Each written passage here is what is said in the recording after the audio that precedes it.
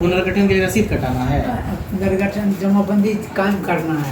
अच्छा, और रसीद कटाना है। तो पहले जब एक बार आप हमसे मिले थे नापी के लिए, तो नापी तो आपका हो गया हाँ, था? नौकरी वाला सब कुछ लगा दिए। ठीक है, कहीं कोई दिक्कत नहीं हुआ? नहीं। आप पुनर्गठन के लिए आवेदन कर दिए हैं?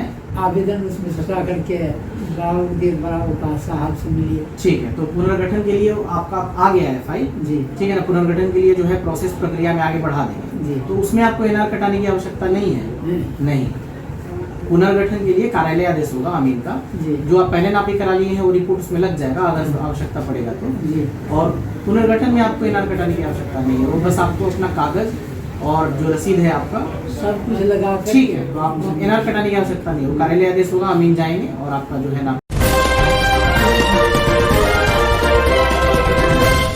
क्योंकि हम यहाँ से फ्री होते हैं ना 5 बजे 6 बजे जब भी फ्री होते हैं तो हम लोग वो सब काम में लगते हैं। अभी उनको बोल देते हैं कि सर बने तैयार करें। हाँ नहीं, अब उनको बोलिए कि सर से मिल के पहले समझ लीजिएगा क्या लिखना है रिपोर्ट में।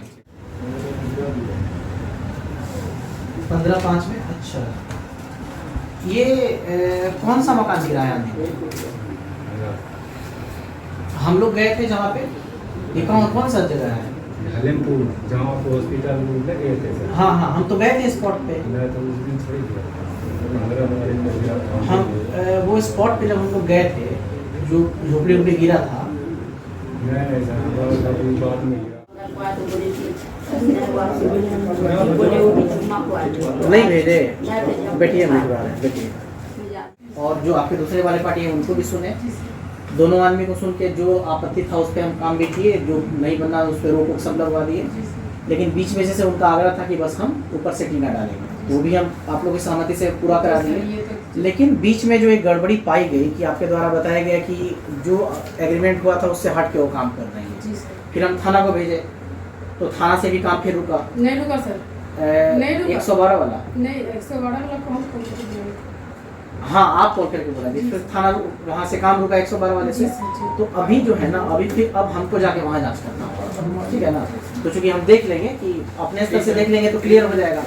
तो बस वही थोड़ा इलेक्शन ड्यूटी भी था कल परसों में, और आज जनता दरबार है तो थोड़ा सा हमको टाइम निकालना है। आज हम घूम के गए थे आपसे मिलने के हाँ, लिए। कल हम नहीं थे यहाँ, ठीक है ना। हम बरियारपुर में थे वहाँ, और नापी भी एक था सेंसिटिव, वहाँ भी गए थे।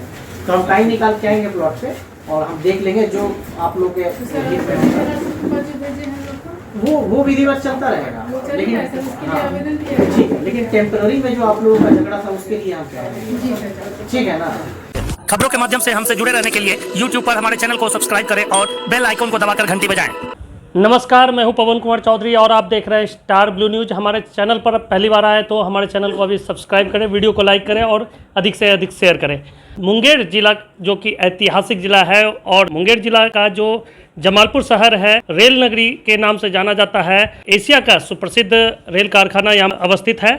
बिहार के लगभग सभी अंचलों को लेकर जो लोगों में अवधारणा है कि अंचल कार्यालय में कार्य नहीं होता है, अंचलाधिकारी का लोगों के साथ, आम जनता के साथ जो व्यवहार है वो कुशल नहीं है, समस्याएं लंबित पड़ी होती है, चाहे वो म्यूटेशन को लेकर हो या चाहे अन्य मुद्दे हो। सभी मुद्दों पर अंचल कार्यालयों के ऊपर बार बार सवाल उठते नजर आ रहे थे, और जमालपुर अंचल कार्यालय के ऊपर भी जो विभिन्न सामाजिक और राजनीतिक पार्टियों के द्वारा कई बार आरोप लगाए गए हैं। जमालपुर का जो अंचल कार्यालय है, वर्तमान में जो अंचलाधिकारी अरशद मदनी जी आए हैं, जिसके बाद की लोगों में एक नई उम्मीद जागी है कि शायद जो उनके पिछले लंबे वर्षों से काम अधर में लटके हुए हैं, शायद अब इस पर सुधार आएगा। इन सभी मुद्दों पर बातचीत करने के लिए आज हम पहुंचे हैं जमालपुर अंचल कार्यालय में अंचलाधिकारी अरशद मदनी जी के पास। मदनी साहब, आप नए नए यहाँ जमालपुर में आए हैं और जमालपुर की जनता को आपसे काफ़ी उम्मीद है, और जिस तरह से हम लोग बाहर अभी भीड़ में जो लोगों से सुनने को मिला है, जो उनके चेहरे देखने को मिला है, उसमें कहीं ना कहीं आपके प्रति, आपके काम करने के अंदाज को देखते हुए उनके अंदर एक उम्मीद जागी है। तो किस तरह से जो राजनीतिक और सामाजिक कार्यकर्ताओं की जो लगातार उंगलियां उठती रहती थी, अब उन सभी को देखते हुए किस तरह से यहाँ के समस्याओं का आप निराकरण करेंगे? जी, सबसे पहले तो मैं जमालपुर की जनता को और सब लोगों को प्रणाम करता हूँ। और मैं यहाँ पे राजस्व अधिकारी के रूप में पहले भी था। 27 दिसंबर 2021 को मेरी ज्वाइनिंग हुई थी और उसके बाद फिर मुझे यहीं विभाग से मेरी पहली पोस्टिंग भी आरओ के रूप में यहीं हुई थी और मुझे सीओ की पोस्टिंग भी विभाग से यहीं मिली। तो जहाँ तक बात है अंचल कार्यालय में काम की, तो बेशक लोड तो खैर है ही, हमारे पास स्टाफ की पहले कमी थी और अब जो है हमारे पास जो नए कर्मचारी हैं और नए अमीन का भी लॉट आ चुका है, तो हम लोग निरंतर काम में लगे हुए हैं। लेकिन पेंडेंसी ज़्यादा होने के कारण थोड़ा सा काम स्लो डिस्पोजल है, लेकिन वक्त के साथ हम लोग लगे हुए हैं। और जहाँ तक बात है लोगों की शिकायत की, तो उसके लिए मैंने व्यवस्था किया है कि व्हाट्सएप पे ही मैसेज कर देंगे और डायरेक्ट पब्लिक आके मुझसे मिले, जो जिसका शिकायत है या म्यूटेशन, एलपीसी, परिमार्जन जो भी है, वो नापी वगैरह का, तो जो भी है लोग आते हैं मुझसे मिलते हैं। 2 दिन मैंने निर्धारित किया हुआ है, मंगलवार और शुक्रवार, और इसका मैंने पेपर में भी आप लोग के ज़रिए मैंने निकलवाया था।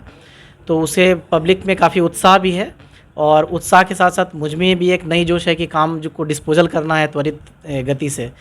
तो इस तरीके से हम लोग काम कर रहे हैं कि डायरेक्ट जब मीटिंग होगी तो जब मिडिल मैन आउट हो जाएंगे तो फिर हमारा जो करप्शन है भी कम हो जाएगा। तो अभी इसी पर मेरी मुहिम है कि डायरेक्ट रैयत से कांटेक्ट करके और काम को डिस्पोजल किया जाए, और ये हो भी रहा है। और टाइम के साथ जो जैसे जैसे वक्त बढ़ेगा आगे, डिजिटाइजेशन का प्रोसेस चल रहा है और वक्त के साथ जो भी टेक्नोलॉजी है वो बढ़ेगी और हम लोग public to public direct contact में हैं। तो व्हाट्सएप से भी बहुत सारे डिस्पोजल मैं करा रहा हूँ, पब्लिक को भी मेरा व्हाट्सएप नंबर सब अवेलेबल है। तो उम्मीद है कि आगे अच्छा होगा सब कुछ।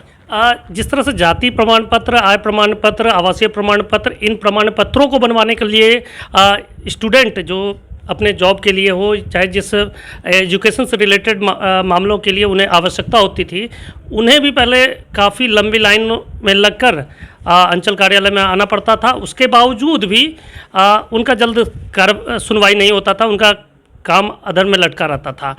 अब आपके आने के बाद क्या उन लोगों के लिए त्वरित रूप से सारा काम होगा? जी बेशक हो रहा है। और पहले ये भी था कि स्टाफ की कमी थी, हमारे पास अब क्लर्क भी नए आए हुए हैं, तो अब स्टूडेंट जो हैं उनको मैक्सिमम 1 से 2 दिन में हम लोग दे रहे हैं। जो भी स्टूडेंट आज अप्लाई कर रहे हैं या तो आज ही मिल जाता है उनको या 1-2 दिन में उनको मिल जाता है। 2 कार्य दिवस हम लोग लेते हैं जो अर्जेंट है। वैसे तो जो सर्टिफिकेट्स है उसमें 10 कार्य दिवस और ओबीसी में 21 कार्य दिवस है, लेकिन जो कार्यालय में आते हैं जो नए अलग से फॉर्मेट में, जैसे रेलवे और डिफरेंट जो ऑर्गेनाइजेशन है वो लोग अपना अपना फॉर्मेट देते हैं। तो जो नए फॉर्मेट वाले लोग आते हैं, स्टूडेंट आते हैं, उनको हम लोग की जैसे कोशिश रहती है कि या तो आज ही दे दें, नहीं तो 2 कार्य दिवस के अंदर वो लोग को दे दें। और ऐसा हो भी रहा है। पहले तो बहुत ज़्यादा एग्ज़ाम के समय में भीड़ थी, लेकिन अब जो है 1-2 दिन में मिल जाता है उन लोगों को। भूमाफियाओं को लेकर भी यहाँ सवाल उठते आए हैं, और जिस तरह से भूमाफियाओं का आतंक यहाँ पे जमालपुर शहर में रहा है और उसका कहीं ना कहीं दबदबा आपके अंचल कार्यालय पर भी रहता था, तो ऐसे में भूमाफियाओं को अंचल कार्यालय से दूर करके रैयत को जो आपने कहा है कि आपसे मिले, तो इससे लगता है कि आने वाले दिनों में रैयतों को काफ़ी मदद मिलेगी, उनको उनकी जो समस्याएं हैं उनको समस्याओं से निजात मिल जाएगा। देखिए, मैं इसमें सबसे पहले ये कहना चाहूँगा कि भूमाफिया जैसे तत्व तभी रोशनी में आते हैं जब डायरेक्ट कांटेक्ट लोगों का सीओ से नहीं हो पाता है, और कहीं ना कहीं लोग को भी किसी जानकारी की कमी के कारण कोई बीच में आ जाता है कि हम आपका काम करा देंगे, इस टाइप से, तभी ये करप्शन बढ़ता है। तो हमने ये फैसिलिटी दिया हुआ है कि लोग जिसको भी कुछ नहीं भी समझ में आए वो भी डायरेक्ट हमसे मिले। किसी का म्यूटेशन बाकी है तो हम बजावते हमने डायरी बना रखी है और उसमें म्यूटेशन एलपीसी सबका केस नंबर, फ़ोन नंबर के साथ में रखता हूँ। और ज़्यादातर कोशिश रहती है कि लोग भटके ना और इधर उधर ना जाके फंस जाएं। तो मेरी यही कोशिश है कि डायरेक्ट कांटेक्ट रहेगा तो कोई भी मिडिलमैन की ज़रूरत नहीं है। एक आखिरी सवाल, भूमि विवाद, जो पारिवारिक भूमि विवाद होता है, तो उन सब से निपटारा के लिए, क्योंकि पुलिस प्रशासन की भी उसमें आवश्यकता होती है, थाना का भी सहयोग नहीं मिल पाता है, तो उन सब के निपटारे के लिए क्या आपके पास मास्टर प्लान है?